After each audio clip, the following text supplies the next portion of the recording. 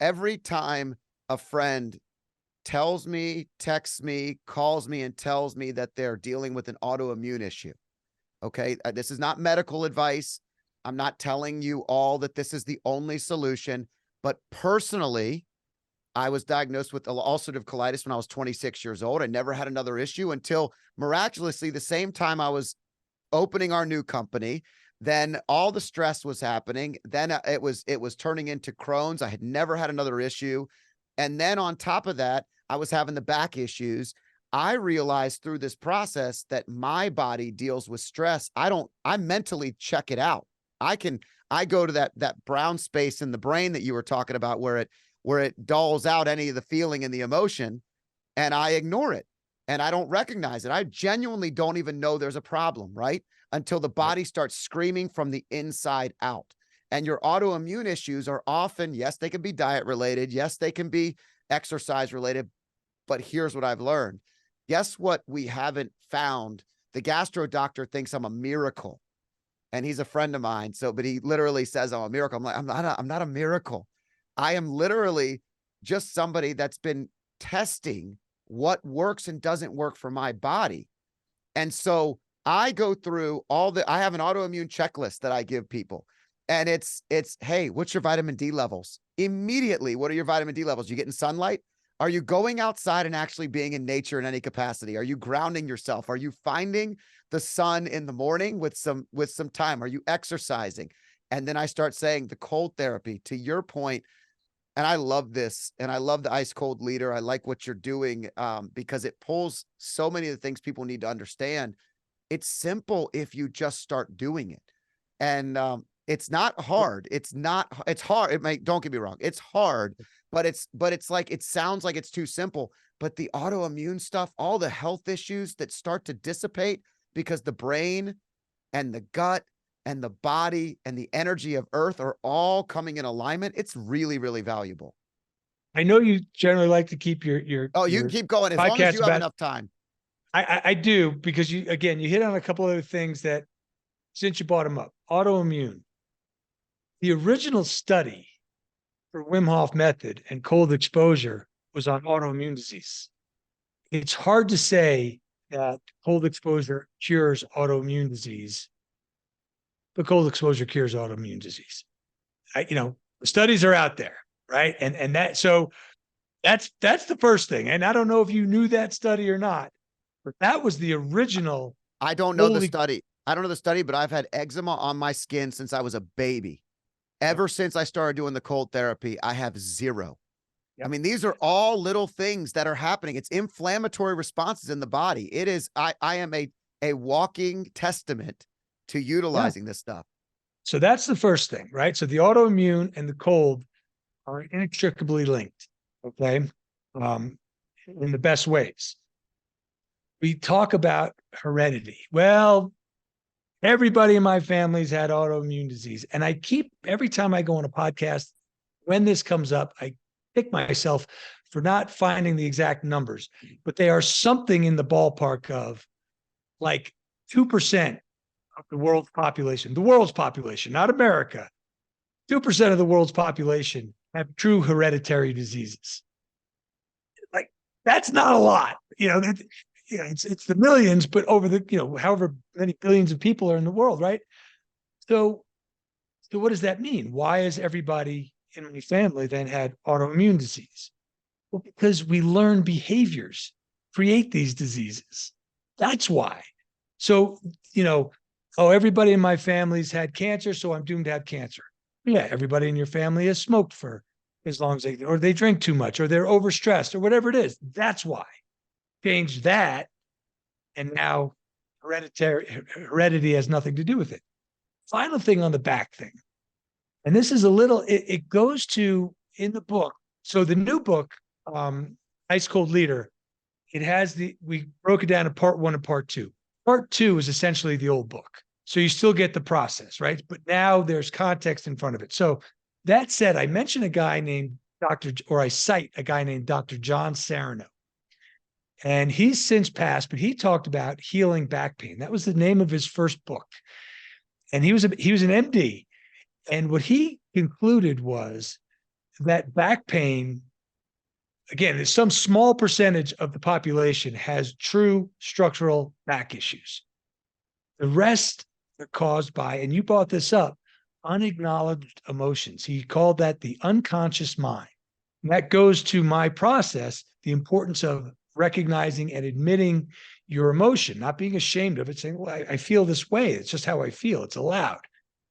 When you start to recognize, or when you start to acknowledge Yeah. those emotions, like you said, and here's what the doctor said, and people tried to, not disbar him, but whatever they do, you take away your medical license, whatever that's called.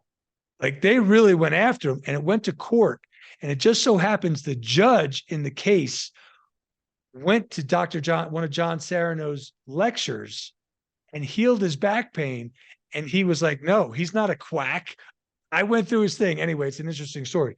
But the point he was making was your body is a closed loop. And when you have an emotion, it's your body creating something that's necessary. And when you just try to ignore it, it will not be ignored. It will scream at you in some way, shape, or form. And it's usually around some physical ailment like your back. He said, he makes the analogy. He says, people say, well, how'd you hurt your back? Oh, I bent over to pick up that piece of paper. He goes, that's structurally impossible. It's not, it's structurally impossible.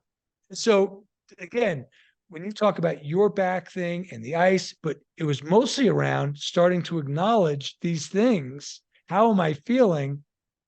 That also went to, at least according to Dr. John Sarno, and I'm a believer, healing the back pain. So it's just another data point for the importance of now, as we go into, cold and breathing, the emotional awareness and recognition. It's vital to how we go through life. Errol, I think you have to look at your own. I think this is one of the challenges, and let me know when you have to break on time. I'm good. I have a little bit extra. I got about 20 minutes, but yeah, okay. I got. We'll wrap it up before then. But I think this is a cool direction. I haven't gone this direction before, and it'll be fun for the listeners.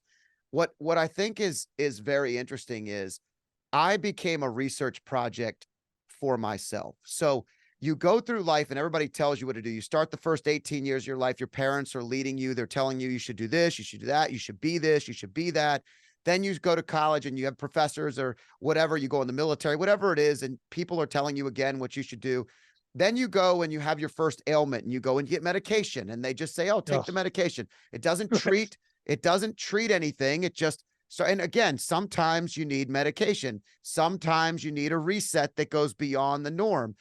But what happened is I actually started to do this research project on myself. And I started to say, gosh, this guy, I went through all the cycles that everybody told me. I went and I had physical therapy, and then I did this. And I basically checked all the boxes to acknowledge that they could perform surgery on me. Right.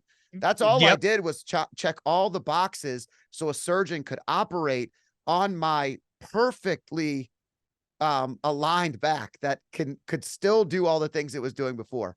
But my brain now started to be like, oh, well, I'm hurt, I'm injured. So it was literally defeating, right? I also went back and I started looking, I've thrown my back out like 2 or 3 times prior to this in my life. This is what I called it, right? It's what people call, they threw their back out. And one day I got out of the shower and it just went out. And I remember I went back and pulled the medical records and looked at when it was. It was 1 month before my firstborn son was born. I was a nervous wreck.